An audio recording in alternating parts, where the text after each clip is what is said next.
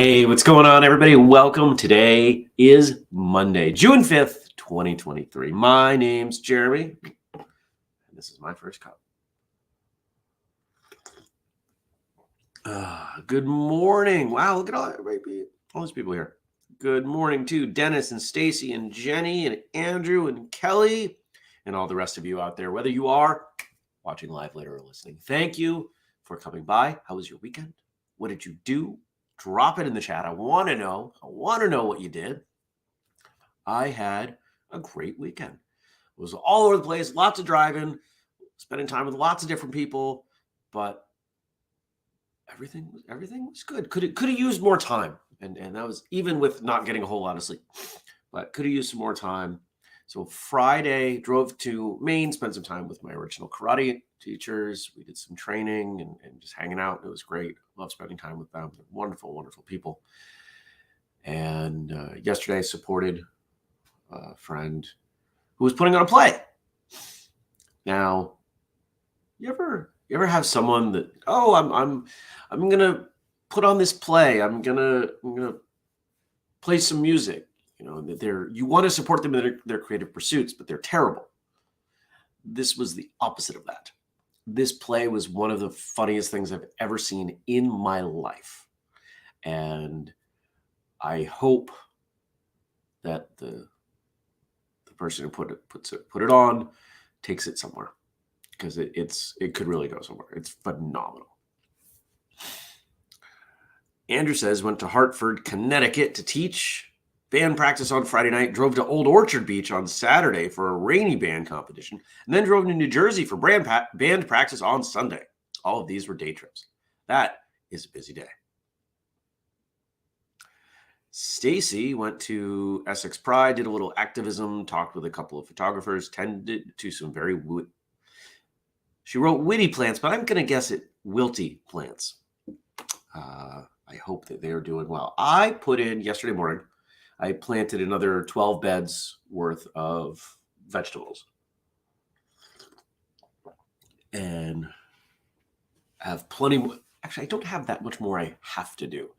All of the, no, I do have more I really want to do, because I've got, I still got potatoes to go in and plenty of things to direct seed. But the most difficult stuff is done. She did mean wilty. Good. What else did I do? You know, the weather has just been so all over the place. It's 42 right now.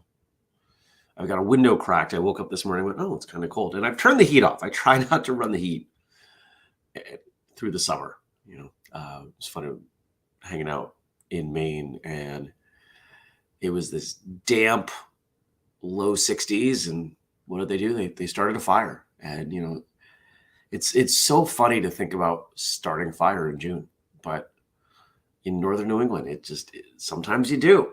I don't, but you could. 40 degrees could easily have a fire right now. What else did I do? Saturday, celebrated a friend's birthday. We were out in Burlington and just had some great conversations with some great people.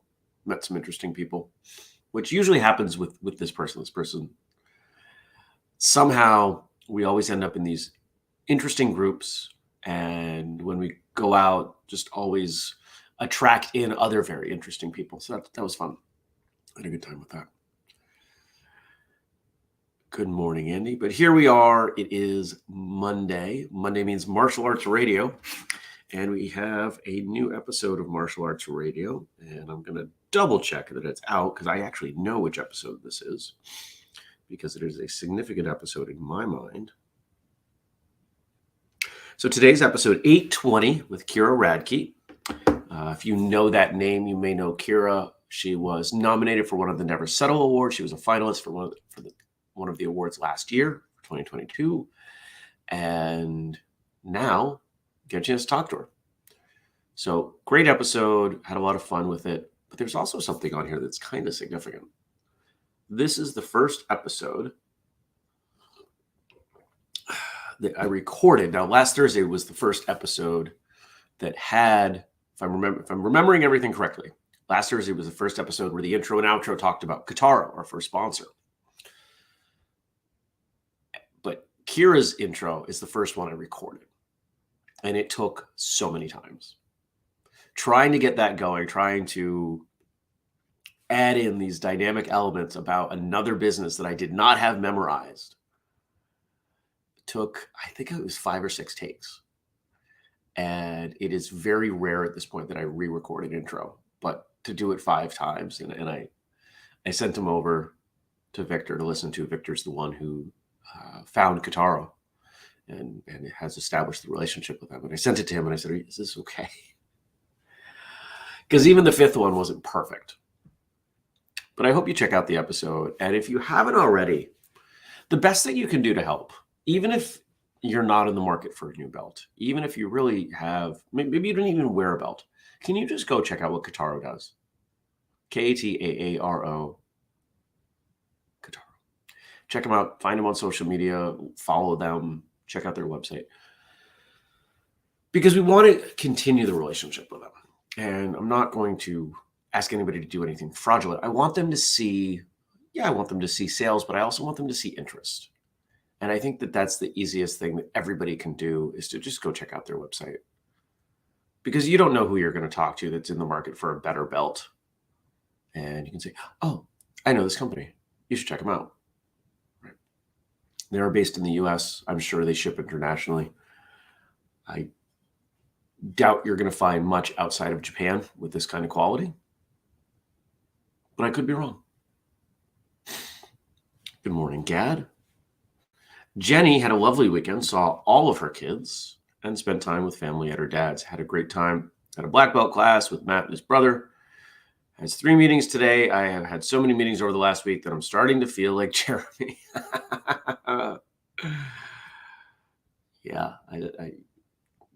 Yeah. Stacy says, cruise their website. Kataro's website looks amazing. It really is. Their stuff is so cool. I keep coming up with these combination of belts in my head. But the one that I'm fairly certain I'm going to order soon is the 2-sided, black on one side, white on the other, because that just feels like me.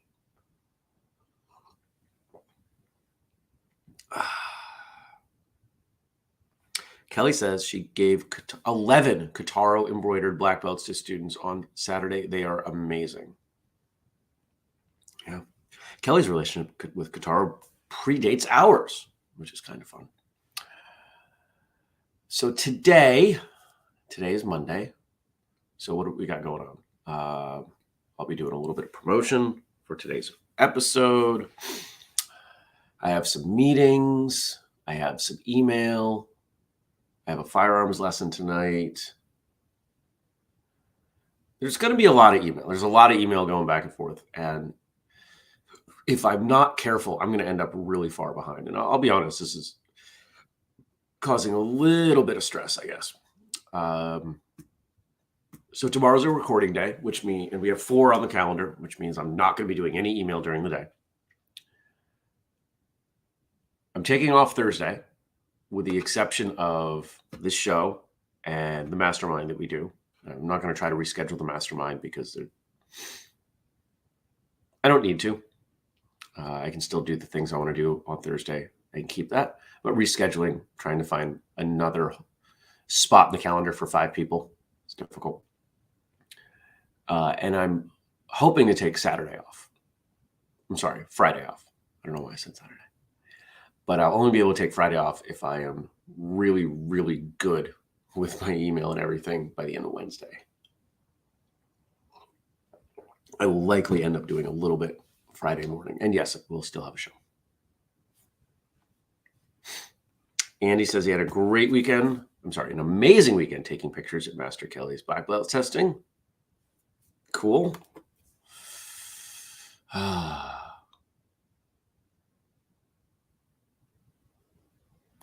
think the last thing I'm going to say, because this has been on my mind, and you'll catch me looking out and possibly looking into my night. I want you to know what's going on. So I've had some bad luck with landscapers. Had one for years who did a wonderful job. He wasn't always consistent with being here, but he did a great job and we did it for trade. And I really liked him. And I knew that the one time I told him, hey, I'm having people over, I'm having a bunch of people over. It really is important that the grass look good for this weekend. I did that to him once in like 3-4 years. We had a wonderful relationship, but I was the only account he had out this way. The rest of his business was in a very different spot. And he said, look, it's killing me. And he said, I know somebody, they live up your road. I've already talked to them. He handled it the right way. And so that person, more or less my neighbor, cut the grass last year, did a poor job, was very frustrating to work with, and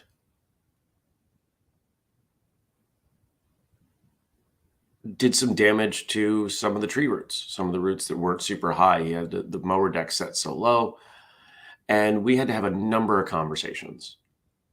Well, he let me go. He said, oh, I'm too busy. Well, I know what's going on. You don't want to work with me because you're not great at what you do, and I'm not willing to accept that. So he asked one of his employees, a 16-year-old kid who also lives on my road. And this kid said, yeah, I'll do it. Well, let's just say it's not going well. He's ghosted me. He came on, what was it? Sunday. It was hot last Sunday, a week ago. And came with his riding mower and he did most of it. And he said, it's really hot. I'll finish another time. I said, that's totally fine. I said, let me know, whether you want to do tonight or tomorrow morning or tomorrow night. Because I want to be around, because he doesn't have a weed whacker. He doesn't have a small push mower, right? Like, he needs my stuff. And that was the last I heard. He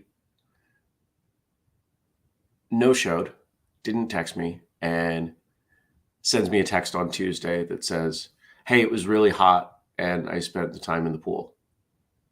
I was like, okay, when can I expect you, when do you want to come and finish? That was Tuesday. I haven't heard from him. He's ghosted me. He even rode by on his four-wheeler yesterday and we waved. So now I have to deal with my grass myself. And I'm feeling really frustrated about that. Andy, you said you knew somebody. Wouldn't mind an introduction. So that's what's happening. If I look outside and I'm like, it's because I'm noticing that there's work to be done with the grass, and I wasn't counting on doing that myself this summer. Kat says, at least he was honest. Yeah, I'll give him that. Thank you, Andy. Because the alternative is that I have two alternate choices. I buy a riding lawnmower, which I don't want to do. I just don't. Or I use the mower I have, and both of them take more time than I want to put in. I know what it takes to keep this place up, and I know what I have for time, and I'd rather spend that time working in the garden and doing other things. So we will see. There's a really good chance I spend much of my birthday weekend, cutting grass. And that wasn't what I was hoping for. So now you know, now I've explained, and I appreciate you listening. All right.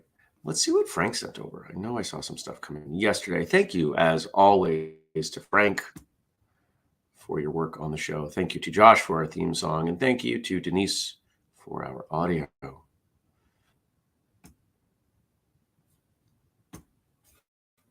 Let me get that set up here. Good morning, Frank.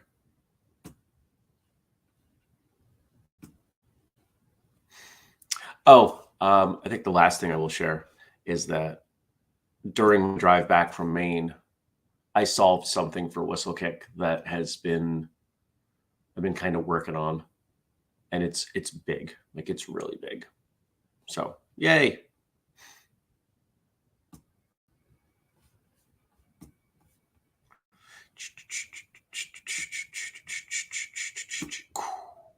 And there we go. All right. Let's see what Frank sent us today. I got quotes from, are they all the same? No, 3 different people. We'll see what the theme is. We must overcome the notion that we must be regular.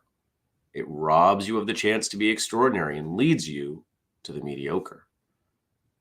Uta Hagen. Regular. Normal. What is normal? How many of you wanted to be normal, to fit in when you were young? I did. I wished I had been normal. But now, all those things that made me abnormal, sticking out. Absolutely proud. I'm proud of those things. I'm proud of my work ethic and my ability to look at things in different ways from the average people, from the normal people, from most people, regular people, right? However you want to think of it. And I suspect many of you are like this. That there was a time where you wanted that, but as you got older, realized this is who I am. And the people around me like me for these things. And they've connected you to those people and those experiences because those are who you are. I think one of the biggest challenges is that when we're young, we don't have enough life experience to know what's valuable. So we prioritize these very different things. And yet, enough people are prioritizing those perhaps incorrect or undervalued things, clothes and whatever that lead to popularity, that it's not uncommon when we look at the people we spent time with when we were young, went to school with, that those were their best days, that they actually didn't have much. They didn't have the personality and the interesting elements of who they are, such that as they got older, there wasn't much there. And I find that so fascinating. So many people I went to high school with, those were their best days. And I look at my fellow nerds, and some of them are doing awesome things. And it's really cool to catch up with them and realize that it's kind of flipped. A lot of those people, nobody wants to hang out with them anymore. They have their circle. But it's a revenge of the nerds scenario in a literal sense. The nerds have gone on to do great things. I think that's cool. Good morning, Nathan. Oh, you too. I need way more coffee. Next cup might actually have caffeine in it. What's next? The greatest gift you ever give is your honest self. Fred Rogers, aka Mr. Rogers. How many of you grew up with Mr. Rogers? Is that even still around? I mean, I don't think he is literally. I'm fairly certain he passed away. But are his shows? Do kids still watch Mr. Rogers?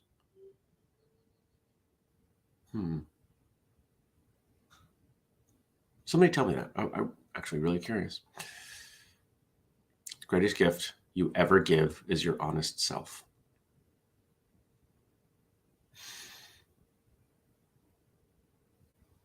Over the weekend, one of the people I was hanging out with found that they had a very different style of communication than we actually talked about, because I really appreciated it. It was very honest, not brutal, not blunt, not, most of us know someone who thinks that they are honest, but in fact, they're really just kind of abrasive. They say things that, well, they needed to hear it. Well, there's also a way to say things that have tact, right? This person was incredibly skilled at being their authentic self, being very honest. And it was really refreshing. I try to be honest. I think I'm my honest self, but this was just a next level, and one that I must say I aspire to. Frank says he loves Mr. Rogers too. Stacy grew up on Mr. Rogers' Romper Room, Sesame Street as the core of her childhood. Kelly loves Mr. Rogers. Jenny says you can find some episodes on YouTube. Tried to watch them with Lil, but she wasn't ready yet. She did love watching Daniel Tiger's Neighborhood, which is based on the characters in the land of make-believe. Oh, that's fun. I didn't know that they'd done a sort of a spin-off show. Cool. What's our third quote here? Getting knocked down in life is a given. Getting up and moving forward is a choice. Zig Ziglar. Getting knocked down in life is a given. Getting up and moving forward is a choice. Yeah, for sure. You know, when I was younger, my 20s, I would look at what was coming in life and I was like, okay, once I just get past this thing over here and I solve this problem here and maybe that problem there as well, life's going to be easy. And I genuinely thought that. And maybe it was for a short time, but then there was more. I was like, oh, okay. Well, once I get past that. But here's the thing. Life is never easy for long. That's just not how life goes. Life is difficult and messy and scary and sad from time to time. But how do you handle that? Does it keep you down? Do you stop trying? And hopefully not. Because you know what you're going to have if you just lay there. You know what you have if you give up. You have exactly what you have and nothing more and probably less over time. But if you keep fighting, if you keep going, if you keep trying, you'll always end up with more. Maybe not in the timetable you expected, and maybe it doesn't look exactly as you expected it to look, but you'll always have more.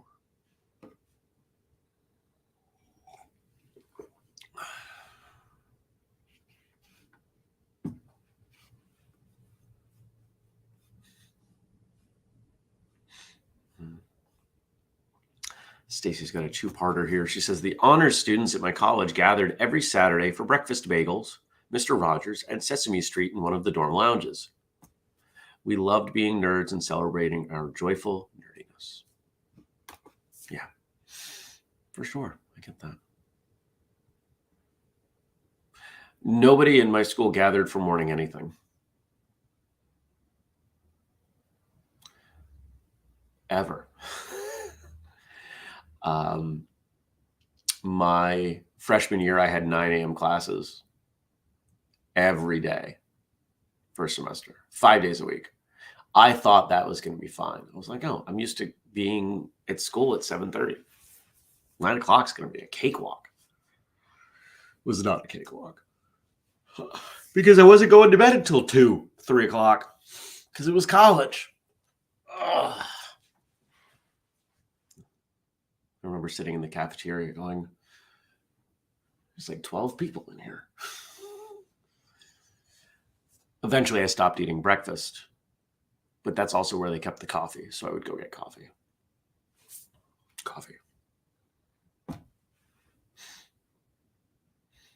Andy says, you keep moving forward, no matter what goes on. Exactly. Andrew says, in the early 2000s, Mr. Rogers gave a commencement speech at Dartmouth. We all wondered if he would start by changing shoes and putting on a vest. He didn't. Oh, that's too bad. That would have been awesome. Stacy says, oh, it was usually only about 6 to 8 of us, but we had fun in the breakfast club. Is that why people got together? They wanted to say they were in the breakfast club? Kelly says she had 8 a.m. biology and organic chemistry classes. Ugh, brutal. All right, everybody. Thanks for joining me. I hope you'll go on to a wonderful day. I hope you do check out today's episode of Martial Arts Radio, 820 with Kira Radke. And I really do hope, please, go check out Kataro's website. If you do buy something, you can use the code WK10, WhistleKick10, WK, capital letters 10, 10, to save 10% on your first order. Please show them your support for them, for us by showing support to them, something like that. If we can get sponsors on every episode, genuinely, I want you to hear me. If we can get sponsors on every episode, Whistlekick takes a very big step. It doesn't even have to. The kind of money that they've spent is not big money. It doesn't have to be big money. It does not take much to change this. I will tell you point blank, the people that I have talked to that have said, okay, your next step is taking investment. I have struck out, going to angel investors. They don't see the value. So what's the next step? What's the next alternative? It would be opening it up to other martial artists, saying, hey, do you want to throw in and buy a piece? The main advice I've been given is you don't do that until you're profitable. Okay. Well, if we had sponsors on every episode, Whistlekick would be profitable. Okay. So please consider that and take a few minutes today and check it out. I appreciate your time, and I'll see you tomorrow. Take care, everybody. Peace.